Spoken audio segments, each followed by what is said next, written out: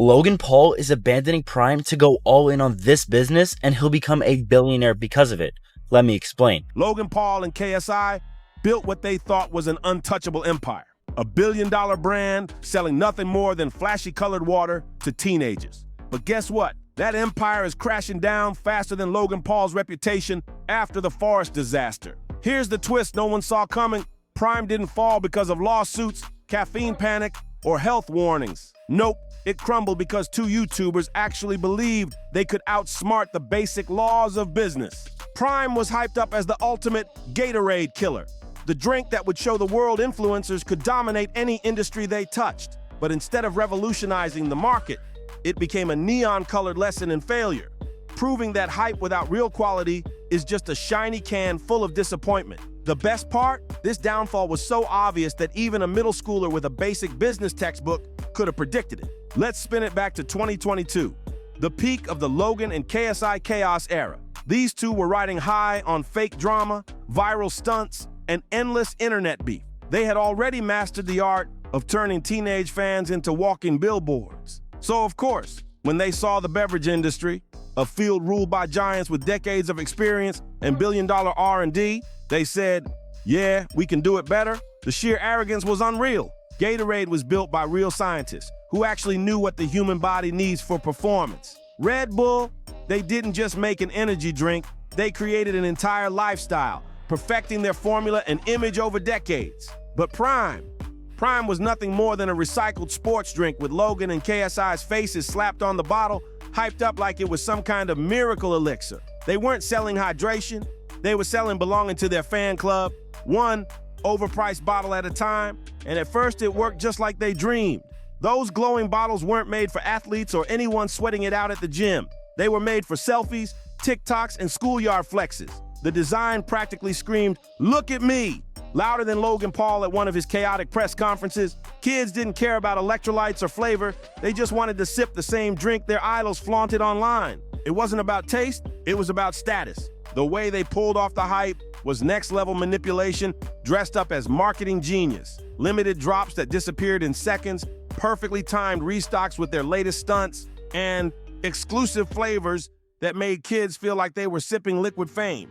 Before long, Prime wasn't a drink. It was a collectible, a badge of loyalty and influencer culture. Parents were driving across cities desperate to grab just one bottle to make their kids smile, not realizing they were feeding into a brilliantly crafted illusion of scarcity. At one point, resellers were flipping these neon bottles for $50 a pop. Last week, Logan made an announcement that broke the internet, and it all starts with one website. While it only launched last week, his new company already made deals with Michael Jordan and CryptoPunks. $50 for a sip of pure disappointment. But here's where the story gets wild, though honestly, totally predictable. While Logan and KSI were busy swimming in cash and congratulating themselves for disrupting the beverage world, they were making every rookie mistake that kills overhyped brands. Mistake number one, thinking celebrity status could cover up any lack of quality. Early reviews from people who weren't part of the die-hard fan army were savage. Some called it cotton candy cough syrup, while others dubbed it Splendor water with commitment issues. Translation, when your drink tastes like regret mixed with neon chemicals.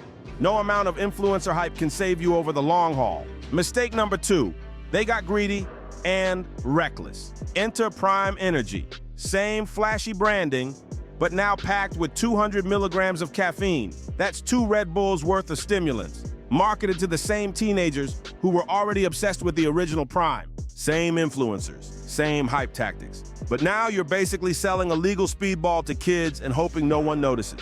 Spoiler, they noticed. Schools banned it. Parents flipped. Health experts raised alarms. And Logan Paul had to hop on his podcast, desperately claiming it was for adults, while the entire brand was literally designed to lure children. The level of cognitive dissonance here, you could power an entire city with it. And lastly, their third and fatal mistake was ignoring the most basic law of business, sustainability. You can't build a lasting empire on borrowed fame and fake urgency. Prime gets sued by Messi's company.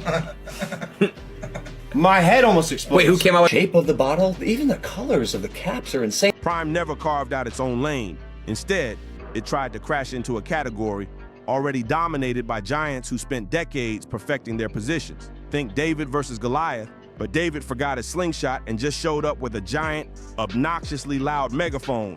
Then came the lawsuits, piling up faster than Logan's questionable decisions.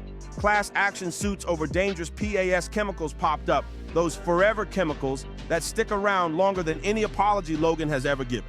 Add deceptive advertising claims to the chaos, because apparently labeling something zero toxin hydration while loading it with sketchy ingredients doesn't fly in court. And the most alarming, a lawsuit on behalf of a 14-year-old who ended up in urgent care after downing 2 cans of Prime Energy.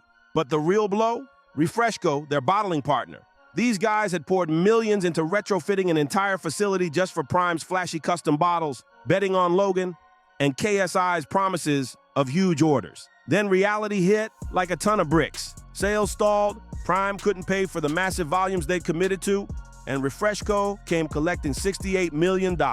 Leaked emails revealed Logan scrambling, talking about pivoting to international markets before the US market crushed them. Prime's panic was chaotic, wild, and honestly, a little satisfying to watch.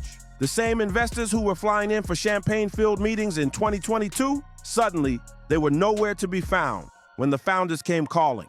The dream was crumbling, and everyone could see it, except Logan and KSI, who kept posting about their revolutionary drink while their empire literally went up in flames around them. Because numbers don't lie, even when Logan Paul tries to spin them. UK sales plummeted 70% in 2024. Profits tanked over 90%, and some retailers reported a jaw-dropping 92% drop in weekly unit sales. Those Target 12-packs that once sold for $25 slashed to $9 and still sitting untouched on shelves. The chaos of sold-out aisles was replaced by the eerie silence of clearance racks. Meanwhile, actual beverage giants like Monster and Celsius quietly scooped up the Gen Z shoppers who realized they could get better drinks for less cash without fueling Logan Paul's ego. Gatorade didn't even blink at Prime's rise or fall. When you own a category, you don't need to respond to pretenders. Time eliminates them all for you. Senator Chuck Schumer summed it up perfectly in a letter to the FDA. These cans look like Gatorade but hit like a double espresso.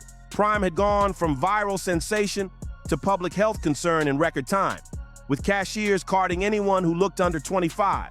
But the most damning proof wasn't in lawsuits or spreadsheets. It was online. The same TikTokers who once fought over Prime were now posting videos of bottles gathering dust in their fridges. Amazon reviews for grape flavor, a miserable 2.7 stars, with complaints like chemical aftertaste and existential dread. The internet had moved on, leaving Prime behind like a toxic trend from 2022. What really killed Prime wasn't the bad press or the lawsuits. Those were just symptoms. The real problem was arrogance, artificial flavoring, and the delusion that influence equals expertise. Logan and KSI believed they could outhype the fundamentals of business, but you can't build a lasting brand on borrowed fame and manufactured hype. They promised elite hydration and delivered nothing more than brightly colored disappointment, neon bottles filled with regret. As the fallout continued, the cracks in their empire became impossible to ignore. Distributors began backing out, retailers stopped reordering, and social media that once fueled the frenzy turned on them mercilessly. Memes mocking the drink's artificial taste and overpriced bottles went viral, spreading faster than any marketing campaign they had ever run. Even collaborations and celebrity shoutouts couldn't patch the sinking ship. Fans who had once lined up for hours were now abandoning shelves and commenting, "Why did we ever care?" The hype that had once felt unstoppable now looked reckless, proving that no amount of fame can paper over a product that doesn't deliver. Meanwhile, insider reports suggested that Logan and KSI were scrambling behind the scenes, exploring every desperate pivot, from international launches to limited edition rescue flavors. But credibility once lost is nearly impossible to recover. Prime had burned its bridges, and what remained wasn't just a brand collapse. It was a cautionary tale about what happens when influence outruns substance. By mid-2025, the full scale of the disaster was undeniable, and the narrative around Prime had shifted from hype to humiliation. Investors who once flaunted their association were now quietly removing their logos from press releases, while boardroom meetings reportedly turned into chaotic blame games with Logan and KSI caught in the crossfire. Former employees described a workplace in free fall, shipments delayed, marketing campaigns canceled, and frantic attempts to pump life back into a brand that had lost its cultural heartbeat. Even merchandising partners grew wary, fearing lawsuits and public backlash, leaving the founders isolated with mounting debts and unsold inventory stacked in warehouses. Social media, once their playground, became a courtroom of public opinion. TikTok challenges mocking Prime, Instagram Reels comparing it to flavored water from dollar stores, and Twitter threads dissecting every failed marketing tactic spread like wildfire. The brand's identity crisis deepened as questions about product safety, taste, and the actual value of influencer power dominated conversations. Analysts began publishing reports with titles like "When Hype Collides with Reality" and "The Cautionary Tale of Prime Energy," framing it as the textbook example of how even the most loyal fan base can't save a product built on style over substance. The very hype that had launched the drink now fueled its downfall, creating a feedback loop of embarrassment, financial strain, and reputational damage that would haunt the founders for years to come. They went all in, aggressively marketing to teenagers, then slapped the same flashy branding on adult-level stimulants. They signed massive supply deals based on hype-fueled predictions, only to crash when reality refused to match the forecast. And when criticism hit, instead of fixing the product or owning their mistakes, they blamed the haters and ignored legitimate concerns. That's why Prime's meteoric rise and brutal fall is a textbook lesson in how not to run a business. Hype can get you a first purchase, sure, but only quality and substance bring customers back for round two. If people don't actually like what they're buying, followers don't matter.